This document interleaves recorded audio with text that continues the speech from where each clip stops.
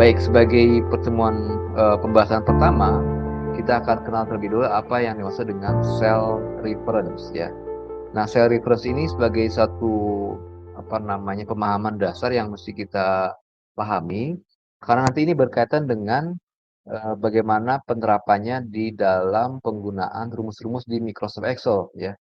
Kalau mungkin, tanpa menggunakan pemahaman cell reference, dalam membuat rumus di Excel kita butuh beberapa kolom mungkin ya. Tapi dengan memahami cell reference, nanti kita cukup, membutuhkan hanya satu kolom saja dalam membuat rumus-rumus yang, memanfaatkan cell reference ini ya. Nah, cell reference itu dikenal ada 3 macam ya. Ada yang pertama namanya absolute cell, kemudian relative cell, dan yang ketiga ada semi absolute cell. Dikatakan absolute cell itu adalah sebuah alamat sel yang ketika di-copy ke sel yang lainnya itu tidak akan mengalami perubahan, garisnya saja. Baik, untuk lebih jelasnya, saya coba sambil demokan ya. Atau mungkin Bapak-Bapak juga boleh sambil dibuka Microsoft Excel-nya. Sebenarnya sudah di-sharing materinya ya, tapi untuk awal tentang cell reference, kita akan buka Microsoft Excel yang kosong saja dulu, file yang kosong. Ini kita coba bahas tentang cell reference ya. Jadi kita pahami bahwa Microsoft Excel ini kan lembar kerjanya atau worksheet-nya ini merupakan eh, terdiri dari sel-sel ya, di mana ini ada kolom A, B, C dan seterusnya. Kemudian ada baris 1, baris 2, 3 dan seterusnya ya. Kolom ini kalau kita geser ke kanan, ini A, B sampai Z, lalu AA, AB sampai AZ dan seterusnya. Nah, kita bisa bergerak ke kolom paling kanan itu dengan kontrol panah ke kanan. Ternyata kolom paling kanan itu adalah kolom XFD ya, itu kolom yang ada di Microsoft Excel. Kalau mau kembali ke kiri tinggal tekan kontrol, tahan, lalu panah ke kiri, dia kembali ke kolom A. Begitu pula baris, kita bisa lihat baris yang paling bawah itu baris keberapa. Caranya tekan kontrol, panah ke bawah, kontrol tahan, panah ke bawah. Nah, ternyata Excel itu ada 1.048.576 baris. Nah, ini lembar kerja Excel yang sedemikian besarnya. Ini baru di sheet 1. Bahkan kan kita bisa menambahkan sheet 2, sheet 3, dan seterusnya ya. Kembali ke atas, tekan kontrol, panah ke atas. Ya, itu adalah besarnya lembar kerja atau worksheet di Microsoft Excel ya. Nah, kolom dan baris ini punya penunjuk atau alamat, disebutnya cell reference ya. Nah, alamat sel yang aktif itu disebut sebagai pointer, itu bisa dilihat di atas ini ada namanya name box ya, kotak nama. Nah, kalau misalnya saya klik di area ini di kolom F baris ke-8 berarti namanya adalah F8 ya.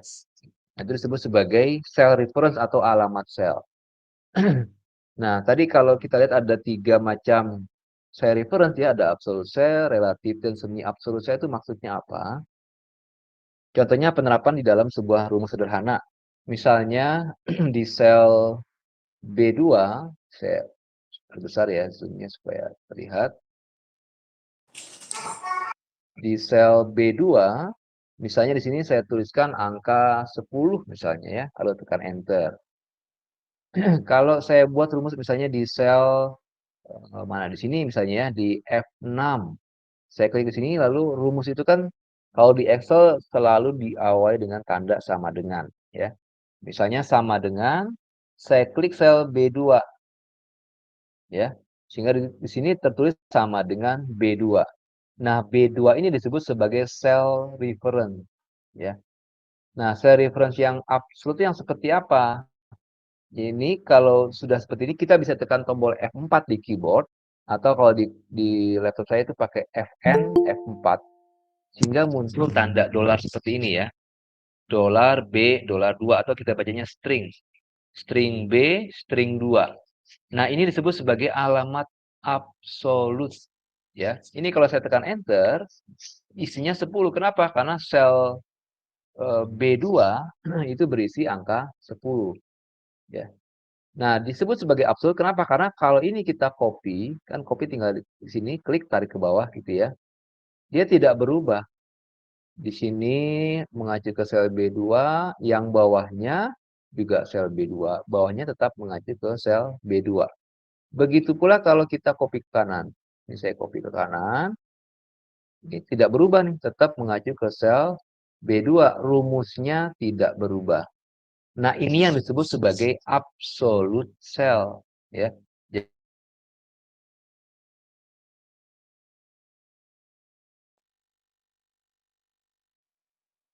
bacanya string. String B, string 2. Ini disebut sebagai absolute cell, ya. Sekarang saya hapus dulu. Yang kedua ada namanya relative cell, ya.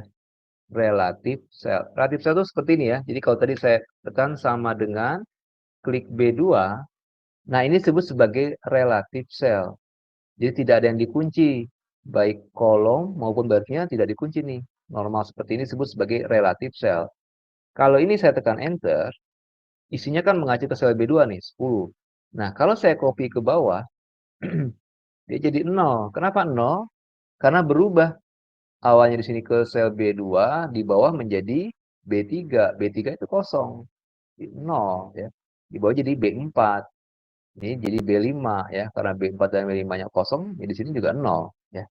Kalau kita copy ke kanan, ini kalau kita klik tarik ke kanan, 0 juga. Tadi awalnya B2 di sini jadi C2. Ini jadi D2 gitu ya. E2. Padahal C2, D2, E2 ini kosong. Jadi nilainya 0 ya. Nah, itu disebut sebagai relative cell. Kenapa? Karena alamat ini akan berubah ketika kita copy ke bawah, ke kanan, ke kiri, ke atas, atau kemana pun dia akan berubah. Ya, disebut sebagai relative cell. Oke, ini saya hapus lagi. Nah, kemudian ada lagi yang ketiga namanya semi absolute cell. Kalau saya tekan di sini sama dengan klik B2, ini kan tadi disebutnya relative cell, ya. Lalu kalau saya tekan Fn F4 sekali, ini disebut absolute cell, ya. Karena ada string B, string 2. B-nya dikunci, 2-nya dikunci, ya. Kolom dan barisnya dikunci. Lalu kalau saya tekan lagi Fn F4, maka string yang di depan B-nya hilang. Tinggal yang di depan 2-nya saja, string 2. Inilah yang disebut sebagai semi absolute cell. Jadi yang dikunci hanya barisnya saja. Sedangkan kolomnya, B-nya tidak dikunci. Apa efeknya? Ini kalau saya tekan enter, dampaknya adalah kalau saya copy ke kanan, nah dia jadi 0. Kenapa? Karena tadinya B2, di copy ke kanan menjadi C2. Kenapa? Karena B-nya tidak dikunci. Ya, di sini menjadi C, ini menjadi D, ini menjadi E. Kalau saya copy ke bawah, tidak berubah. Kenapa? Karena eh, dia tidak berubah kolomnya, dia di copy di kolom yang sama. Ya, dua tidak berubah karena duanya dikunci. Ya, nah, ini dikunci, itu tetap. Ini disebut sebagai semi absolute cell mengunci baris. Ya, saya hapus lagi. Saya ulangi lagi, sama dengan B2 ini relative cell. Saya tekan F4 itu absolute cell. Saya tekan Fn F4 lagi. Ini semi absolute cell mengunci baris. Kalau saya lanjutkan tekan Fn F4 lagi, yang dikunci adalah kolomnya. Barisnya hilang nih stringnya. Kalau saya tekan enter, kemudian saya copy ke kanan, yang tadi B, di sini walaupun pindah kolom, tetap B. Kenapa? Karena dikunci B-nya. Duanya tidak berubah karena memang di baris yang sama ya. Tapi kalau ini kita copy ke bawah, nah berubah dari B2 menjadi B3. Kenapa? Karena duanya tidak dikunci ya. Jadi 3, ini jadi 4 dan seterusnya. Makanya disebut sebagai semi absolute cell mengunci kolom ya. Nah, seperti itu untuk pengenalan mengenai absolute cell, relative cell dan semi absolute cell. Nah, nanti ini akan bermanfaat ketika kita membuat rumus-rumus di Microsoft Excel ya. Contoh, misalnya ada coba sambil dibuka yang file pertemuan 1 Excel, sudah ada filenya dikirim ya? Sudah terima semua kan ya? Sama seperti yang file yang sebelumnya, cuma ini yang Microsoft Excel, pertemuan satu Excel, nama filenya ya. Sudah dibuka semua? Udah ya. Nah, ini contoh di sheet 1, ini ada nilai kurs. Di C2 tertulis 15.000 ya. Ini ada US dollar, ini ada rupiahnya. 10 US dollar, kalau kursnya 15.000 berarti berapa rupiah? Nah, tinggal kita kalikan ya. Ini atau saya hapus dulu ini rumusnya. Mendapatkan nilai rupiah dari dolar ini dengan kursnya di sini di C2. Maka kita buat rumusnya sama dengan ini 10 dolar tidak perlu dikunci ya karena nanti dia supaya bisa dikopi ke bawah kan dikali C2 nih kursnya. Nah, supaya nanti bisa dikopi ke bawah dan C2 tetap tidak berubah, maka kita jadikan absolut. Jadi tekan Fn F4. Jadi absolut ya. Enter. Lalu ini kita copy ke bawah. Nah, jadi kalau 10 US dollar itu sama dengan 150.000 kalau kursnya 12.000. 20 US dollar itu 300.000 ya. Jadi sini tadi tetap mengacu ke sel C2, B5 kali C2. Yang bawahnya B6 kali C2. Bawahnya lagi B7 kali C2 dan seterusnya ya. Nah, ini satu contoh pemanfaatan sel reference. Nah, di sini ada daftar nih. Di sini ada harga, kemudian ada besaran potongan. Kalau harga 1.000, potongannya 10% berarti jadi berapa potongannya nih? Maka kita kan sama dengan harga dikali potongan ini 10%. Kalau saya tekan enter, dapat tuh nilai potongannya adalah 100. Tapi ini kan nggak bisa di-copy ke bawah. Ya, jadi error nih. Kenapa? Karena di sini rumusnya menjadi harga dikali 100 bukan kali 10% ya. Nah, supaya tidak error, maka kita gunakan cell reference tadi.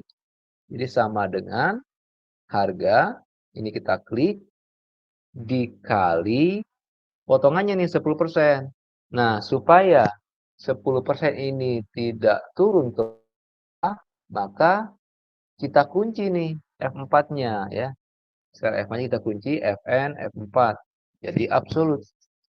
Tekan enter. Sehingga kalau ini kita copy ke bawah, nah sudah berhasil nih. 1.000 kali 10% itu 100. 2.000 kali 10% 200. 3.000 kali 10% 300. Dan seterusnya. Ya. Nah, ini menggunakan absolute cell. Begitu pula untuk yang di kanan sini ya. Sama dengan 1.000.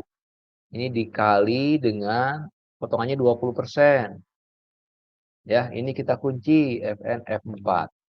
Kita tekan enter. Lalu tinggal kita copy ke bawah. Nah, seperti itu. Bisa diikuti sampai sini? Atau terlalu cepat? Bisa. Bisa ya. Nah, tadi saya katakan kita akan membuat secara lebih efisien ya, lebih otomatis. Kalau seperti ini, kita buat satu-satu nih rumusnya. Sini bikin lagi. Nanti kalau ada 40%, 50%, kita bikin terus kolomnya jadi semakin banyak ya. Rumusnya diulang-ulang. Nah, pertanyaannya apakah ini kalau copy ke bawah, bisa tidak kalau ini langsung copy ke kanan? Bisa tidak? Kalau rumus seperti ini saya lepas, nah jadi nggak bisa itu. Ya, ini betul rumusnya 1.000 kali 10%. Ini yang ini juga betul rumusnya 2.000 kali. Tapi kalau di sini rumusnya jadi 100 kali 10%.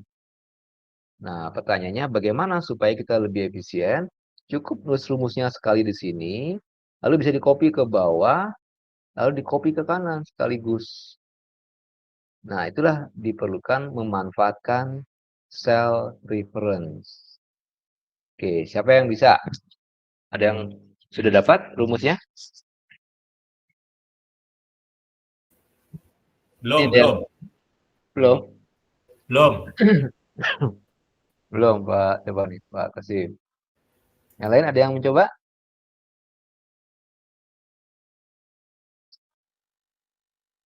Belum?